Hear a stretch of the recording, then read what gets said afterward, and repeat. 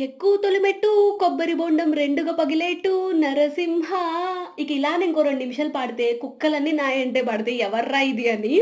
So, ఇదైతే ఈ కొబ్బరి బొండాల్ని లాగడానికి వాడే కర్ర. దానికైతే కొడవలి కట్టేసేసి ఇప్పుడైతే చెట్టుకి లాగేస్తున్నారు. ఇది మా అమ్మమ్మ వాళ్ళ ఊర్లో ఇంటి ముందే చెట్టు ఉంటది. చాలా కొబ్బరికాయలున్నాయి.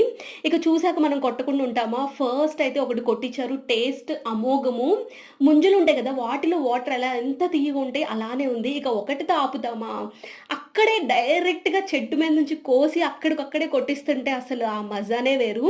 ఇక ఈ గ్లాసులతో నాకైతే సాటిస్ఫాక్షన్ రాలేదు. ఇక అందుకే కొబ్బరి బోండమే ఎత్తేసాను. సూపరుంది టేస్ట్ అయితే. ఇక మనవంతా అయిపోయింది. నెక్స్ట్ మా తమ్ముడు లాగిచ్చేసాడు బోండం, బోండం. దెన్ మా అమ్మ. ఇక మేమైతే తాగడం అయిపోయింది. ఇక ఈ కొబ్బరి తినడం కోసం అయితే స్టార్ట్ చేశాము. కొబ్బరి కూడా చాలా తియ్యగా ఉంది. మా నాన్న ఇవన్నీ ఒలిచి వన్ బై వన్ పెట్టడం, మేము తినడం. వీడియో నచ్చితే లైక్ చేసి సబ్స్క్రైబ్.